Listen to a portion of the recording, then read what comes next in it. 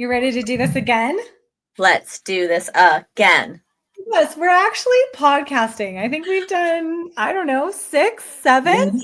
You guys, this is a big deal for us. I don't think you realize that we are the type of people that have really big, beautiful, grand, ambitious ideas. We either get really close to doing them or we do them one time and then we never do them again. Yeah, but we'll just keep talking about it and keep scheduling it and not doing it. But look at us, we're doing it. I love it. 10,000 streams. 10,000 streams, and we haven't even really tried too hard. So thank you, everybody that's listening. Seriously. My sweet friend Brenda. Brenda. Hi, Brenda. Hi, Brenda. She has listened to every episode. I'm like, Brenda, we talk every day, and you're also listening to my podcast. Maybe we shouldn't talk about this because I'll get self-conscious and weird about it. Whereas right now, I can just pretend like nobody's listening to us and we're just on a phone call together. I mean, just nobody. Actually, we have no streams. We have no streams. No streams. It's fine. Everything's fine. How are you this week? Are you okay? Yes, I've been trying to stay in create mode. I was trying to stay away from social media. It's just a lot. There's lots of things going on between the fires and politics and all the things. Well, and TikTok shutting freaking down. Like that was pretty much a devastating moment of roller what coaster. the hell is going on. But I really have been trying to lean into my own belief system that as long as we're creating, there is good in the world. I don't know. Is that just philosophy according to me? I don't know. No, I think. Yeah. I don't know. Maybe that's I mean, like that's what you have to do. You have to keep going. You've got to keep, if you're miserable all the time, then like they win. Like you still experience joy, you still experience love, you still create art and keep going. And I mean, you showed me that. Who is that post by? We need a shout out to that sweet angel of a person. Tara De Francisco. Tara De Francisco. Hey, Tara. We saw your reel. Yeah. And we loved it. Can I play a little bit? Is that okay? Know. Maybe try. Okay, I'm just gonna like hold it up. We'll see how crappy the audio is. Don't think I don't know. I know it's loud. It's hard to miss. And I gotta tell you, in order for us to get through this time, we're gonna do a lot to bolster each other, and we're gonna make some art. We're gonna read some art. We're gonna write some things. We're gonna draw some things. We're gonna paint some things. We're gonna consume art. We're gonna take care of each other. We're gonna watch comedy. We're gonna laugh. Because laughter is a form of rebellion. You better believe it. We're going to hug like we've never hugged before if you like hugs. We're going to make sure that we take care of each other. Because taking care of each other is the only way. Okay? Don't forget it. Don't forget it. Oh, I love her. Tara, I love you. Let's hug like we never hugged before. We're going to need it. I mean, we're going to need it. I think here's the thing about life is that I've grown to understand. Your mic is falling over. Now I'm just a real podcaster. Wow, that actually sounds really good. Can you hold your mic 1 inch from your mouth, please? Yes. Then I can do some ASMR. We're off to a really great start here. Go ahead. You were saying. I think, one thing I'm coming to accept in my older years of life is that bad things are going to keep happening. Bad things will always keep happening. There will always be some dramatic thing to be really upset about, always and forever. Something especially bad now because we have access to seeing all of the bad things all of the time. If you want to be mad about something, you can find it. You can be mad about something every damn day. Something is going to be going wrong every damn day. And if we sit here and wait for it all to figure itself out, like we are going to miss out on all the things. And I keep thinking back to my first big, huge, massive devastation in my life was when I found out that my first husband had an affair. And the thing that got me through that was dancing. And I ended up doing it. I didn't mean to do it. ended up that way. I got asked to volunteer as the dance coach at a high school. And at first I thought there's no way. My life has completely fallen apart. I am a total wreck. I could hardly get out of bed. I wasn't eating anything. I was ignoring everything. I was just in this depths of despair, thinking I was going to just wake up and be invisible one day.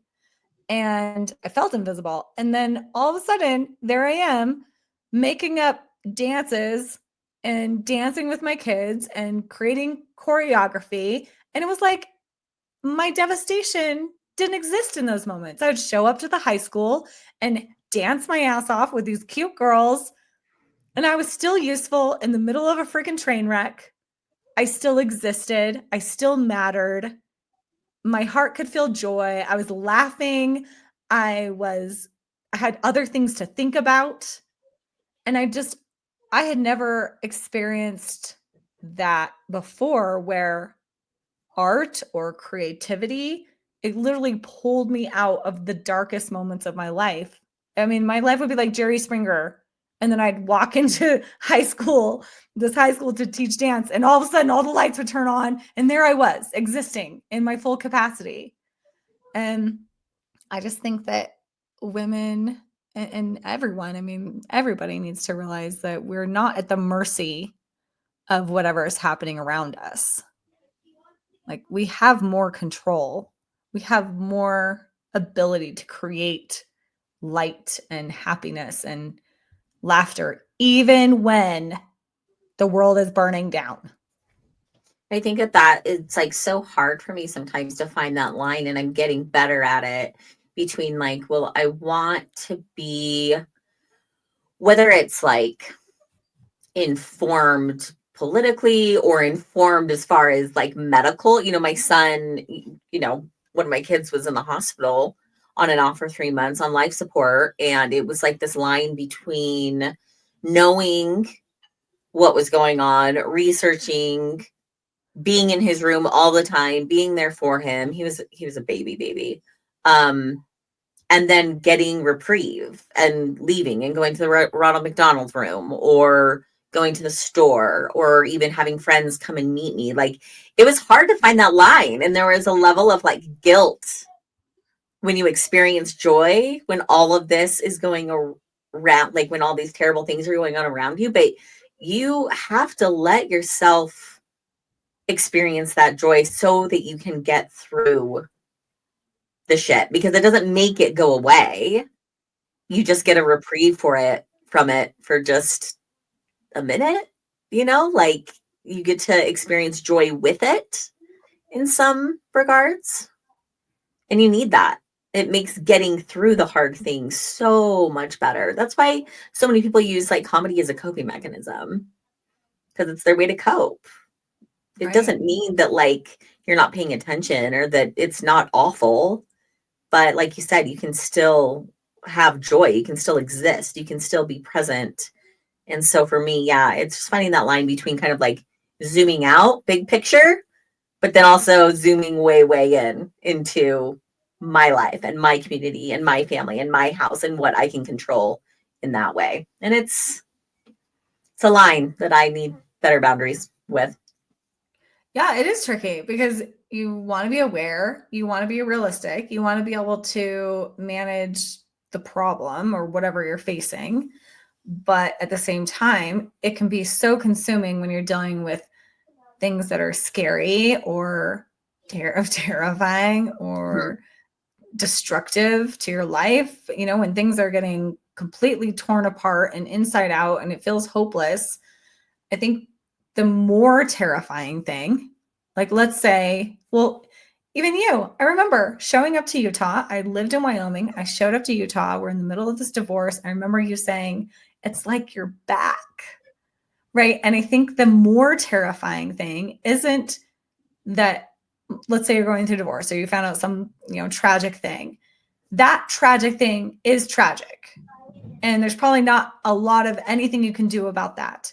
The more tragic thing is that if we lose you to it, Like if Yeah. you go invisible, you all of a sudden are an alcoholic. You all of a sudden are not available to showing up to your life. That this problem, this tragedy also swallows you up. That's another tragedy. And I think that's the thing we have to be aware of, that tragedies are going to happen. We don't have a lot of control over that. But the more important thing is to make sure that you're still there, that you still exist. And I think these things, this idea of creating, that's why in war times people create art, because they exist. Like it's the only thing they can do. They can't fix the war. They can just create something that came from them. Like yesterday, I made muffins. And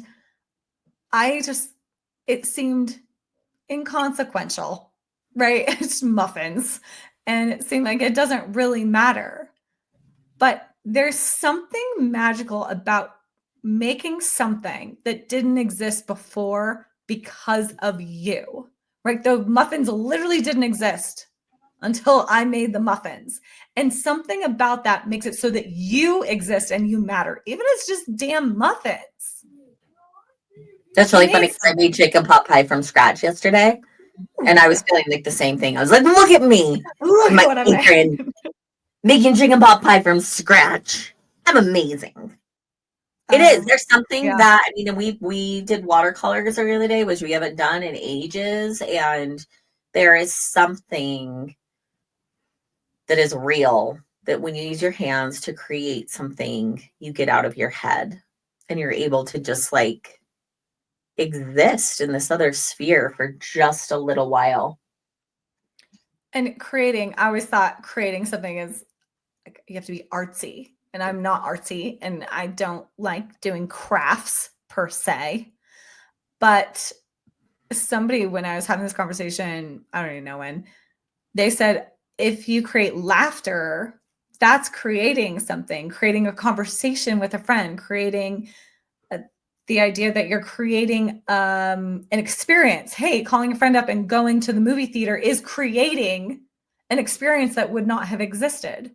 Love that. And so when we talk about creating, we're not talking about like getting your paints out necessarily, but also just digging in the dirt or making muffins or creating laughter or creating conversation or writing. I mean, literally anything can be creating.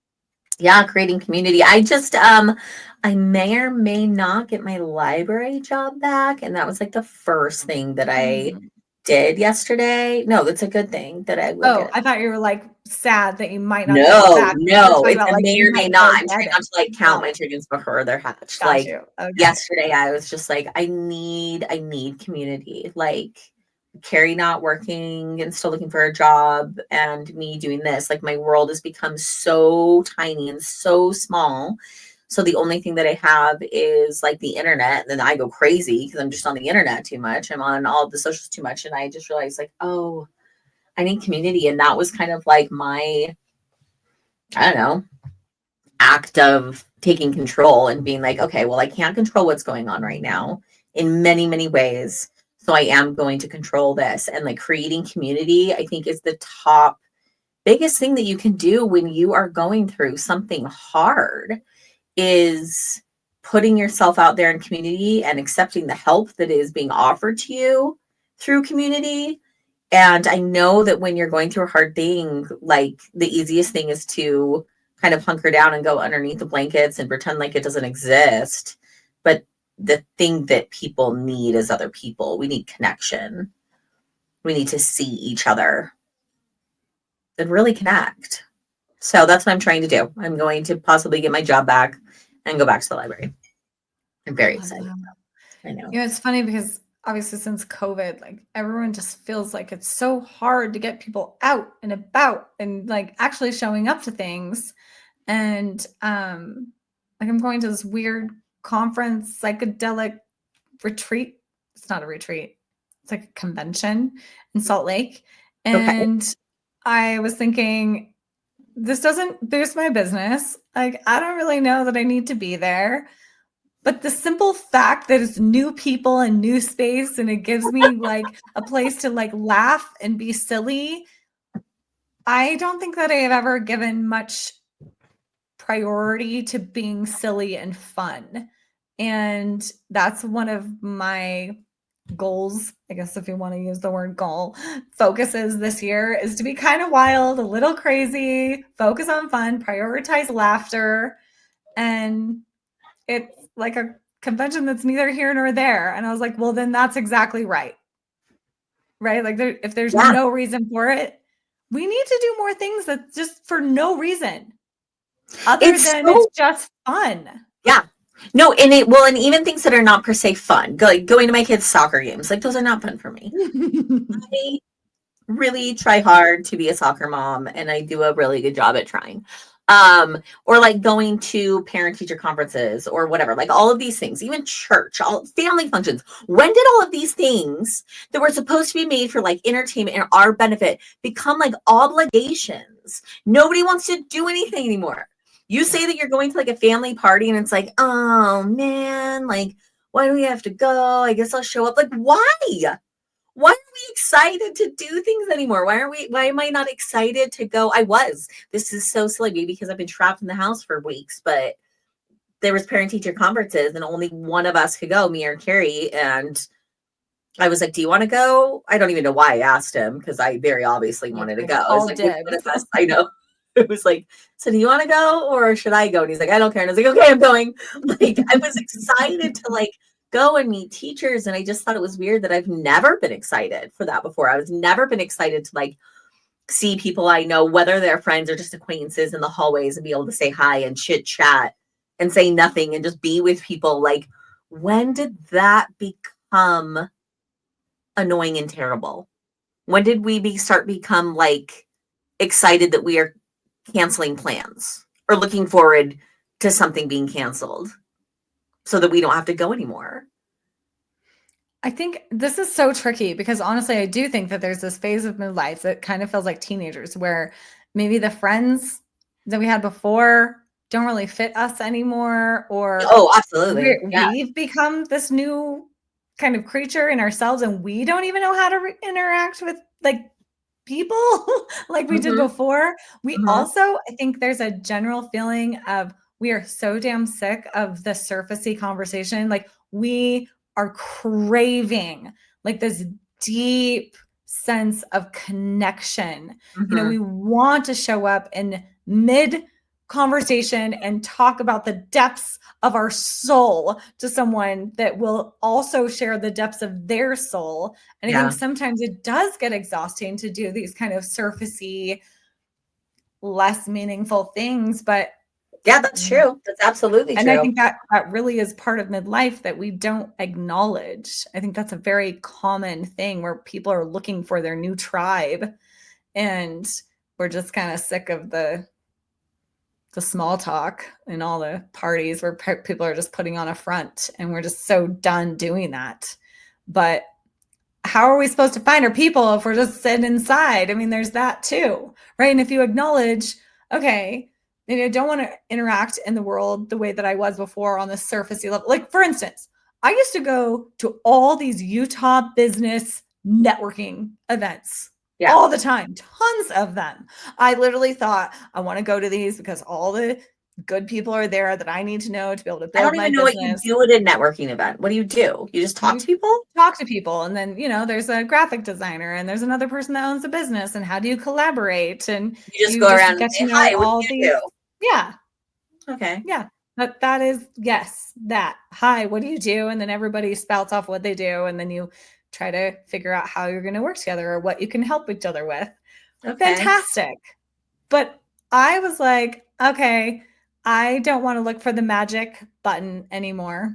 Honestly, I'm not trying to be best friends with the coolest girl in the room anymore. That's not interesting to me. I don't care. I also don't want to show up and pretend. Which means you became the coolest girl in the room. That's what that means. In Utah, no, absolutely not. But it just became like pointless. I was like, I'm not really friends with any of these people. We're just all here trying to look cool. And it just was uninteresting. And yet, so I kind of hibernated for the last few years, not really knowing where to go or what to do. But now I go to this once a month, my friend puts on a cocktail party. And at first I knew nobody, but it's very intimate and it's really cool people. And I have made myself go as often as possible. And I've created really cool connections with people. I mean, there's people there that I've gone to Mexico with. There's people there that have had at my house, right? And I think that we really do, if we're recognizing that, oh, we're not going out, we're not creating connection, we're not feeling connected to the places that we used to be, then it's time to start looking for new ones. And this goes to the point, actually, I think you and I have talked about this, where if you had an 8-year-old or a 10-year-old, whatever, a small kid that they didn't have friends, they didn't know their place in the world, they were sitting bummed out most days, feeling pretty lonely and self-doubt, what would you do? You'd sign them up for every damn thing under the sun to figure out who their people are, what makes them shine, what makes them spark. You'd be like, karate, let's try karate. Let's buy you a bike. Let's put a paintbrush in your hand. Do you paint? Yeah. Like, you would do all of the things to figure out what's their jam and who are their people, right? But here we are, we're in our 40s. We're like, who am I? I don't have people. I don't like anybody. I'm sad. I don't know who I am. We should just act like we're 10 and sign up for all the things. Yeah. Just and do all the things. It's do all the like, things. We lose this like playfulness, and we're sitting talking about like creating, whether that's community or crafts or art or whatever. But like, when's the last time that you just sat down and drew a stupid picture just to draw and then rip it up and then throw it away? Like, don't even keep it. When's the last time you went outside and like, I just think of like being a kid, how much you create. That I go, my kids go outside and they play wilderness and they're sitting there building little pretend fires out of sticks. And it's not even something that, like, they're not creating something that's going to last physically. They're not creating it to sell it. They're not creating it to get better at it. They're just drawing to draw. They're just playing pretend to play pretend for the act of it. And we don't do that as adults at all. I mean, not very many people. Yeah. Well, and think like we're 40s, right? And there's no way we're like not even exactly halfway through our life. We still have our whole, like a majority of our life to live. There's no way that we have discovered every talent and every passion that we have in us right now. And I think that's what's interesting. We think that we have gotten to this point where okay, I know that I like to dance. I know that I like live music. I know that, there's these buckets of things that you know about yourself at this point. That is not the end. There's probably a million more things. Like, maybe you've never taken a pottery class ever in your life, but what if you really like it? You wouldn't know until you're sitting there, right? There's just so much more to be discovered about yourself. And I think that's the thing that will help people stay in their bodies, stay present, not get so consumed. I mean, imagine the difference between having nothing to do and you're stuck on your phone, feeling like that's something, and you're getting consumed in whatever feed is showing up, or you're part of a choir and you have to show up at 5 p.m. tonight to be part of this choir that you actually really love, and you love the people and you're working on the song. That is such a more beautiful space to be in. All of a sudden the world melts away. Well, yeah. And it's not even just more beautiful for us. It is activism. It is taking control of what you can control. It is changing not just your life, other people's lives. We have this idea, a lot of us, even me, that like sitting there and being on social media and being a typewriter warrior, whatever they call it, like, and being angry, like that's me being informed. That's me doing something. It's not, I'm not going to say it's not doing anything, because I think it's important for us to be informed, and it's important for us to share information. It gets to a point that we're all just screaming the same information, the same people to each other. Yeah. Over and over again. And that's not activism. That's not taking control of what you can control and going out and being a part of choir, joining the library, being out in your community, painting, gardening, creating, like that, feeling joy is activism. It's also rebellion. Change. I mean, the night TikTok went down, I felt like an immediate devastation that I haven't felt in a long time. Not just for myself. Like, luckily, that's not where I make some full-time income, but I know so many people that do. And it felt like a bomb went off and that all these businesses are ruined. All these people's lives are ruined. Like, just felt so significant. And the funny thing is, I was in Las Vegas. I was already a few drinks in. We were all dressed up to go to a club. And I was like, I have to leave this hotel room. Like, I cannot sit here and just be devastated that this is gone and that it's possibly ruining many, many, many lives. At the same time, like, the fires are going on and all the things, right? And I was like, okay, here we go. We're going out in the world. And there was a part of me that literally thought I might go down into this casino. And there's just like everyone just standing around staring at the phones in like pure sadness. I'm just like, what are we going to do now? I mean, I don't know what I thought. And it was really weird because I go down there and the world is just going on as usual. Mm-hmm. And it felt a little bit strange because I felt like there was this massive devastation and everyone's just doing their thing. People just laughing, winning money, losing money. And we went to this club where there's like hundreds of people and we just sang and it was epic. And we were having drinks and everyone's dancing. And I was like, this is epic. Like, whoever thought they ruined us didn't. So F you, right? I'm standing here dancing tonight. You thought you ruined my life. That's like, I'm going to continue on. I remember when I was going through the divorce, I remember John coming to me and I was like really sad. I was laying in bed and super, super depressed. And he came up and he was like, I'm really worried about you. Are you going to be okay? Like, what are you going to do? I remember just saying, what are you going to do? Kind of like, now that I've ruined your life, like, what are you going to do?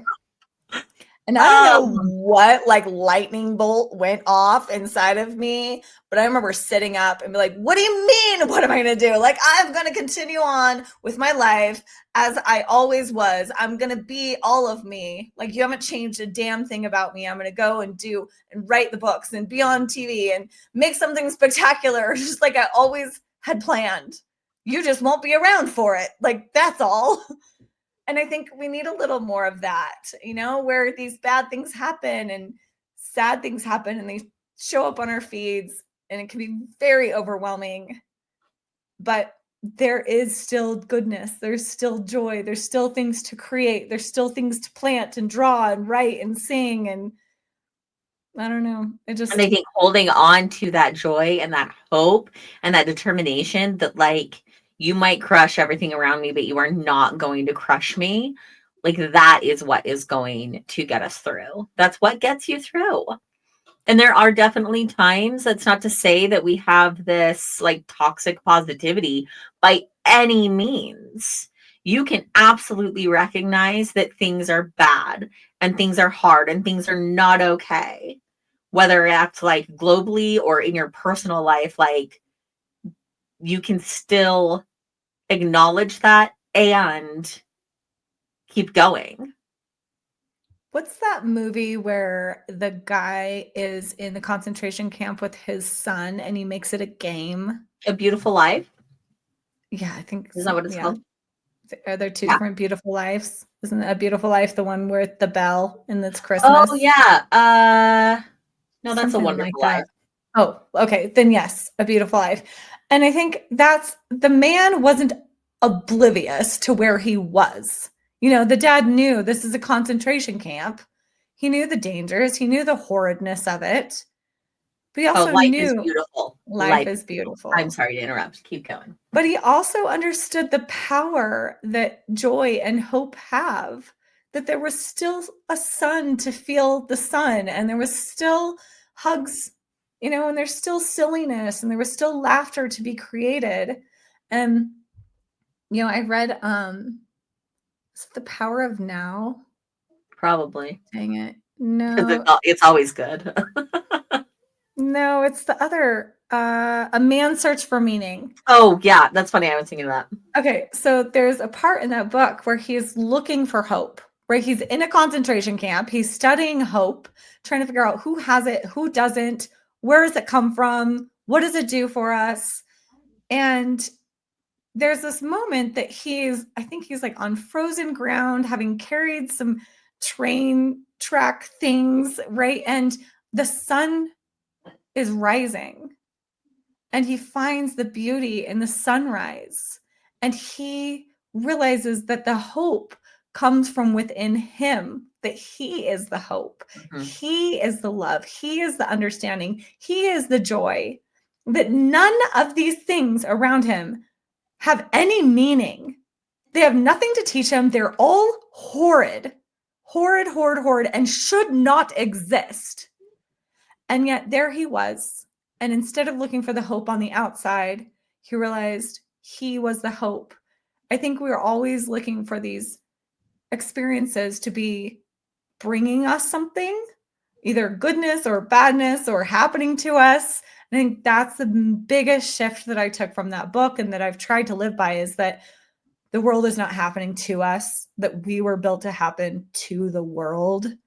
And when we realize that we are the hope, that we are the laughter, that's when everything shifts and you're not at the mercy of whatever's happening in the news.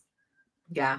I love what you pointed out there about what he says. Like, there is nothing to learn from this. Yeah. This is just terrible. And I remember, was it the second layoff, the third layoff?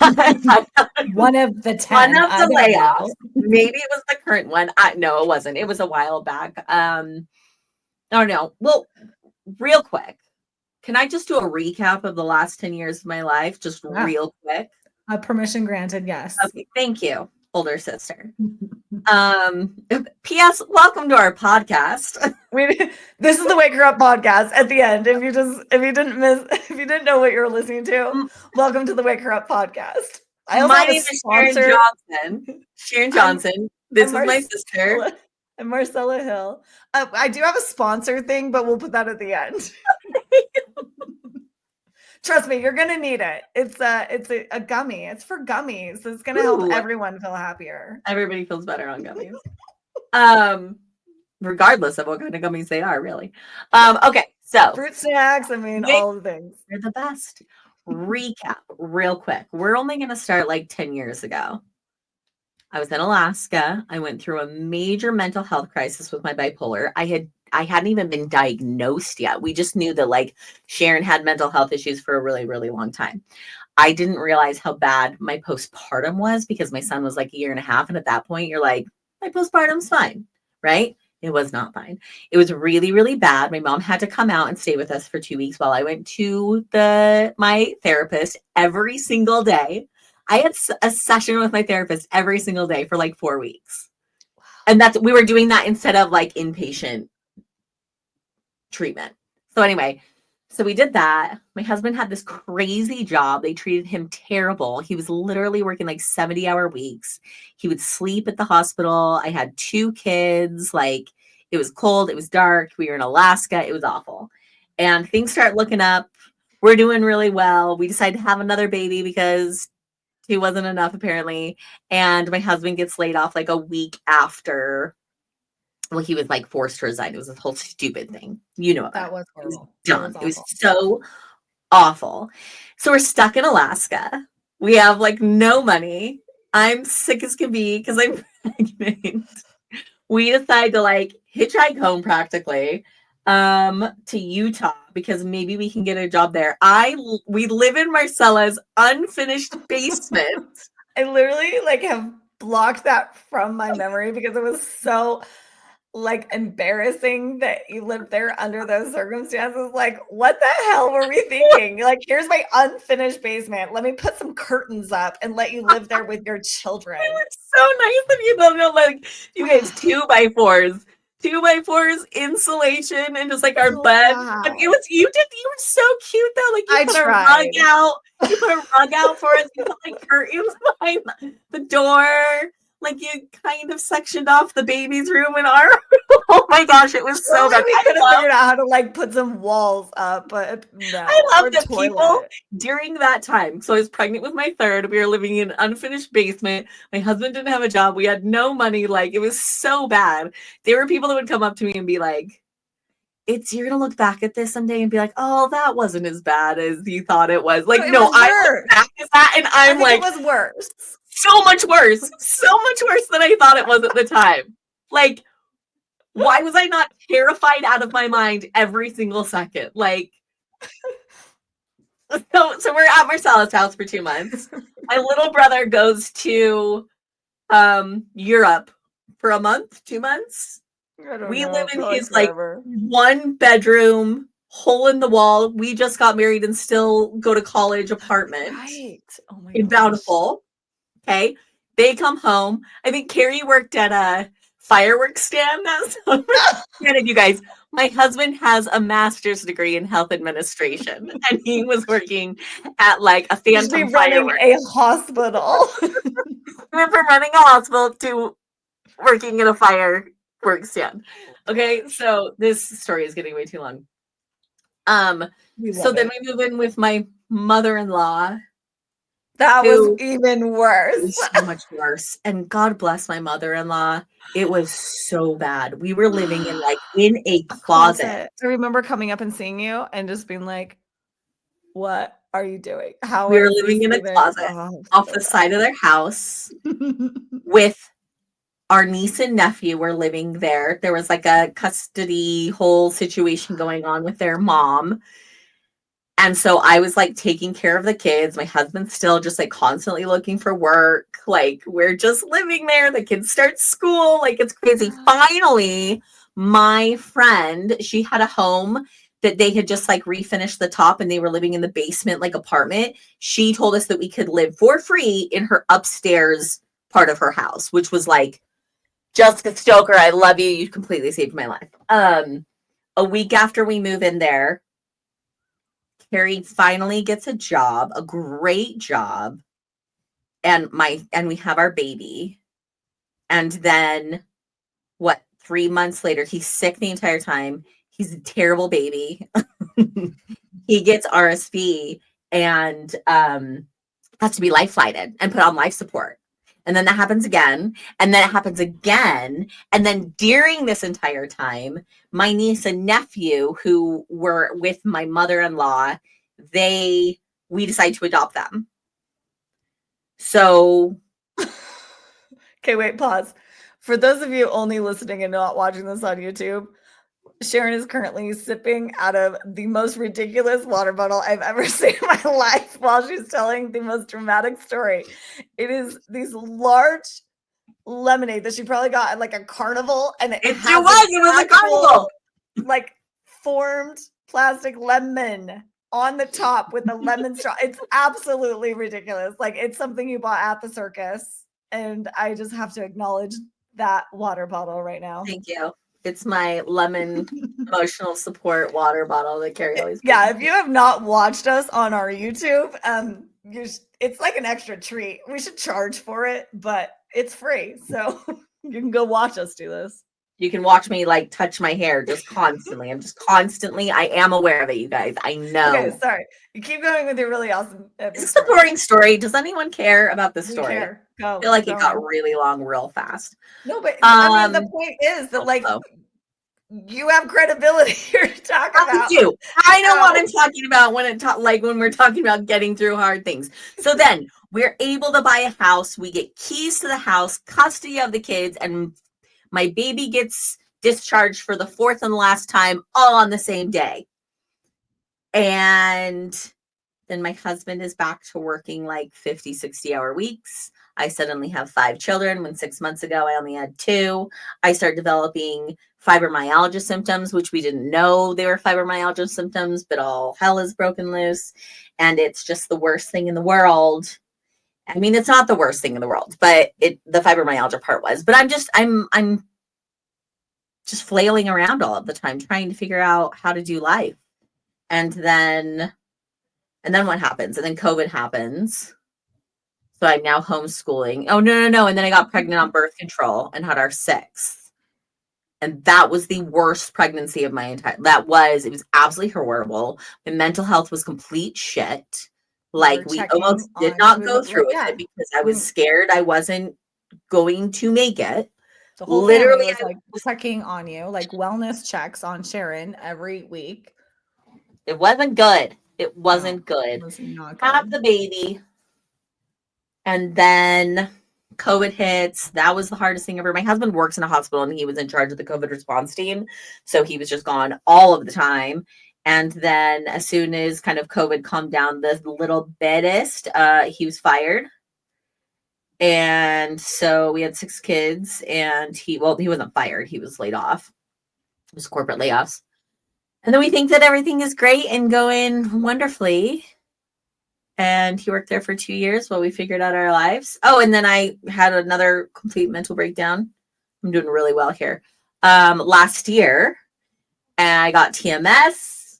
My brain is totally fixed. Social media stuff is popping off. We're going to be great. We're going to finally have 2 incomes. We're going to be able to get ahead of the debt that we just accumulated for 10 years of trying to get through all these things. And then my husband was laid off again. So that's where we're at right now. And I think this speaks to your point of like, there's always going to be terrible things. And I mean, to be fair, people tell me that it seems like my circumstances are a little ridiculous and it does feel like things just keep happening over and over and over again for us. But I do think that can be typical for people where it's just like hard things over and over and over again. And I don't look back at the 10 years and think like that was the worst 10 years. I don't look back and only think that.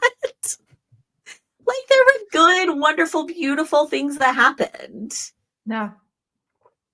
And the whole reason why I even went into the story, I'm so sorry, is it was during my son's 3rd life flight and being like, what am I supposed to learn from this? Like pleading from God, like maybe this will make me a better person. Maybe I'll, I don't know, learn from this and help someone else and tell me what I'm supposed to learn. Why is this happening? And just being struck with like, the reason why this is happening is because life is hard. Because this is life and you're living it. This isn't supposed to teach you anything. You don't have to be a better person from this. You don't have to grow. You don't have to change. You don't have to make it okay some way that this is happening. It's not okay. It's not okay that this is happening. And you can just get through it. And it's not that like this bad thing has a purpose. It's almost like this bad thing happened and I can take like, I'm the one that like puts purpose in it, if that makes sense. Yes. I mean, it goes back to what we said. Like, you are the answer. You are the hope. You are the one that creates. If we are waiting for life to pop up some magical thing, that's not how magical things work. You are the magician. You create the magic. Like you are the one creating magic. And you can create magical, beautiful, fun, hilarious laughter and art in the middle of explosions and things burning. And you can create all of that. And I think that's the thing we forget. We think that we're waiting for a peaceful point in time in our life when then we will create it. Yeah. Yeah. When we have enough money, then we will. When our marriage is okay, then we finally can. No, like I remember, again, this going back to like the first big tragedy of my life was the divorce. But I remember sitting and thinking, okay, well, my life is blown apart. There we are. And just thinking, what can I do today? And the kids were still in their jammies. And it was cold outside, and we had these big piles of leaves that we had just raked up into big piles. And I thought, you know what I can do today? I can go jump in the leaves with my kids. That's what I can do. It was like, I can't fix my marriage. I literally, there was nothing to be actually done to fix anything. But I could go play in leaves. And I have pictures of me and the kids hanging out in these pile of leaves, in our jammies, in our coats. And that was one of the most memorable days of my life because I created this laughter and this happiness in the middle of my life literally exploding. Yeah. And I think more people just need to remember, like, we're not waiting for the government to figure itself out. We're not waiting for society to figure itself out. We're not waiting for the Mormon church to apologize for all the things it's done. We're not waiting for our parents to apologize for things. We're not waiting for people that have deceived us to finally right the wrong. Like, you don't have to wait. Like, it is you that creates the magic, creates the laughter, and there's laughter to be had. That's lovely. Yeah, I think when you have no money and even when your husband's laid off, like, you're the most creative person I know. And I think if we can all remember that, like, that joy is our air, that creating things is the thing that gives us the map, I think we would lean much harder on it. Absolutely. And I think that I've like, there is this magic of gratitude, which we haven't touched on, that I will say, like, being in a place where we were practically homeless and destitute has made it so that I am just like infinitely grateful for the smallest things. Like, we live in a like 5-bedroom, 1, 2, 3, 4, 5. Yeah, we had 4 bedrooms. We just created one into 2. So 2 of my kids have to like share rooms, and they're really, I mean, all of them are really small rooms. My room's really small. We have like 2 bathrooms. I mean, for 8 people living in my house, we have a pretty small We house. need to get you a new house. Right. I like my house. You know how you have And the I app will that's like say, buy me a coffee, and there needs to be one that says buy me a house buy me a new house, please. that fits my But I family. just like it. It would be very easy for me to look at my house and grumble about it because all of my friends, all of my family members have bigger, better, beautiful, more houses than I do. And I don't. And it doesn't matter. Like, I will say that this act of, I really, really tried when I was going through that initially through my kids' hospital stays. I tried really hard every single day to write down 3 things that I was grateful for. And sometimes it was just the most simple, tiniest things, right? That, like, soup was really good tonight.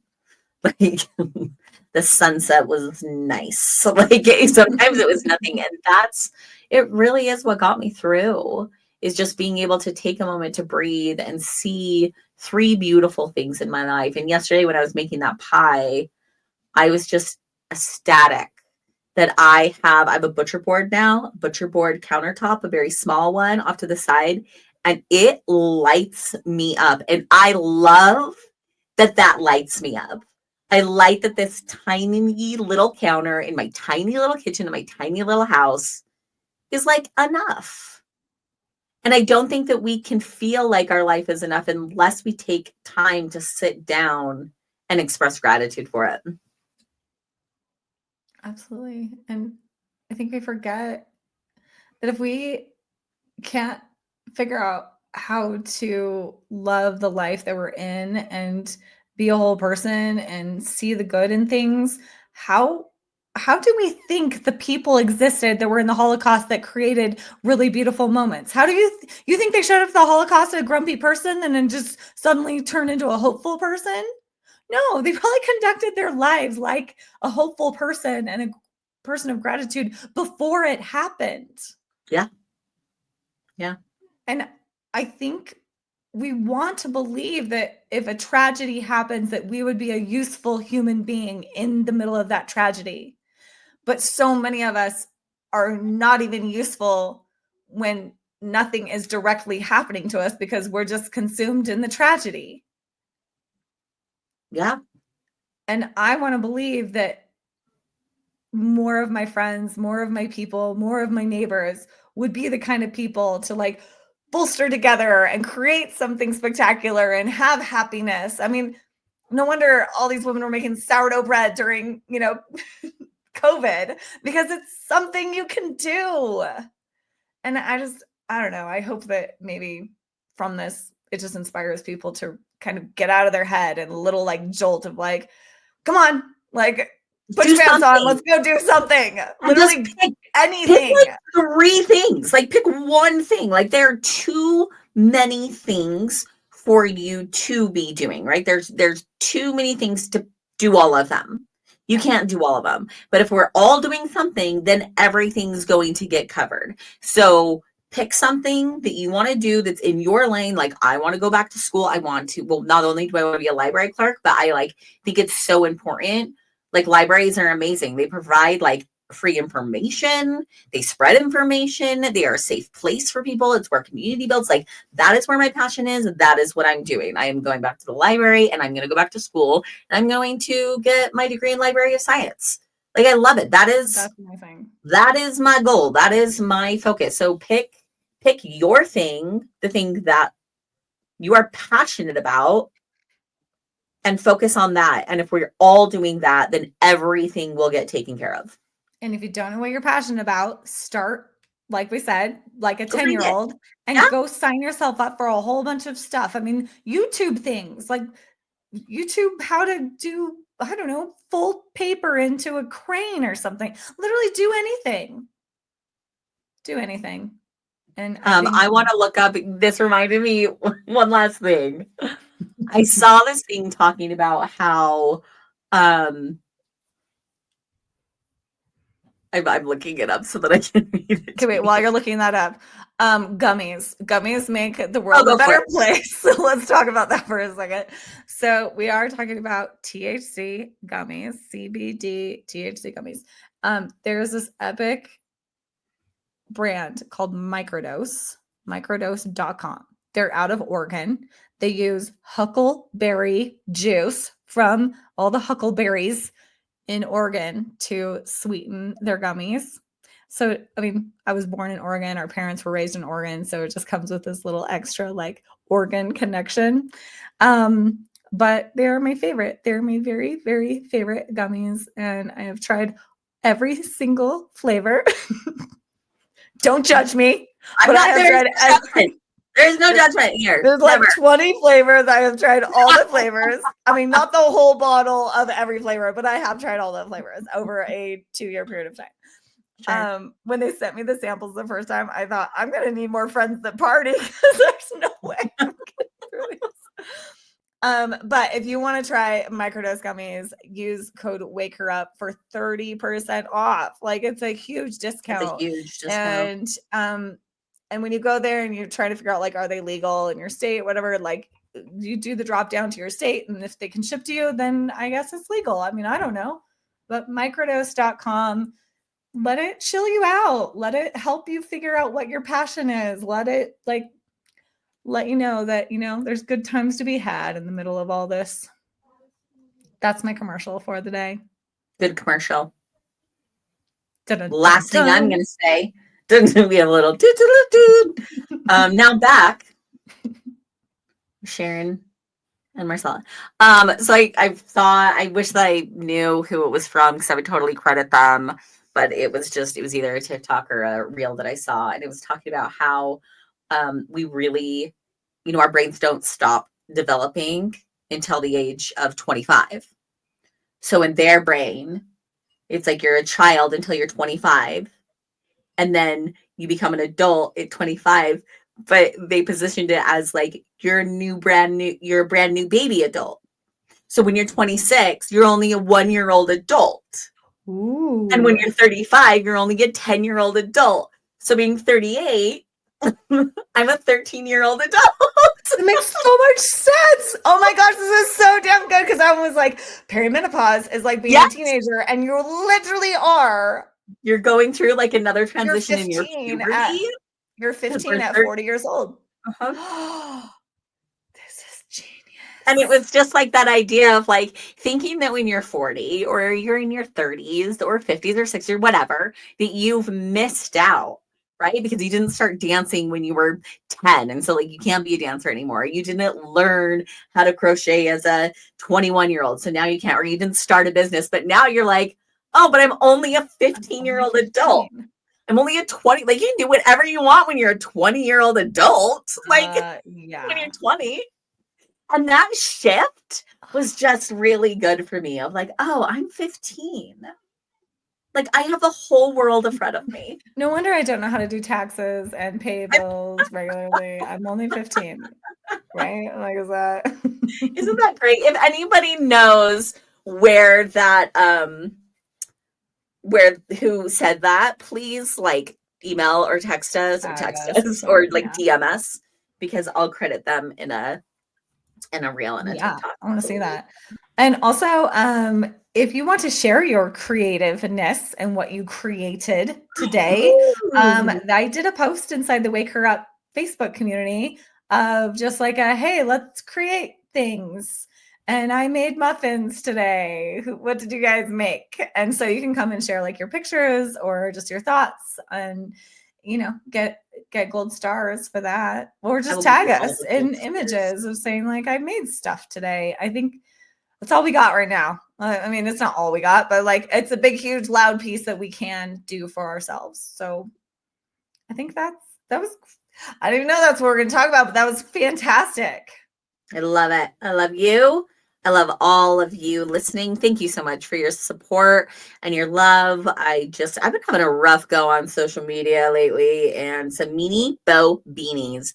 And I lost a ton of followers, and then I gained more than I lost. So that was fun. And it's not even really about the numbers. It's just like disheartening. And I'm getting over, that's got to be our next podcast, is learning to not be nice. That it's okay to not be liked. Yep. Okay.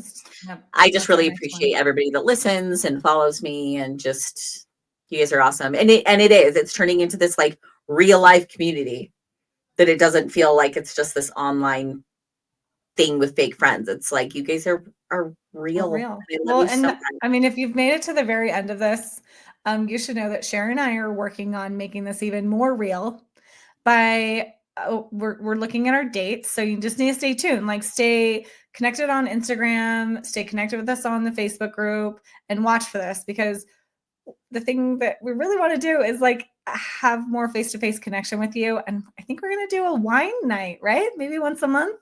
Yeah. Like or knitting. I know you've been saying wine night. Can I say knitting circle? Ooh, yes. Bring your knitting. We're talking about creating. I'll bring my crochet stuff. Ooh, I like this even more. You can even bring like your laundry. You can. Ooh, I love it. Everybody's doing so. Okay, we need to talk. This could go on and on and on. Okay, yes, let's do all of it. Full circle at the very beginning, us talking about how we have big, huge, bright ideas. We're creating as we're talking. That's great. See how much this lights you up? I'm so lit up right now. Even just talking about it. Okay, we love you all. Thanks for being here. Bye, everybody. Bye.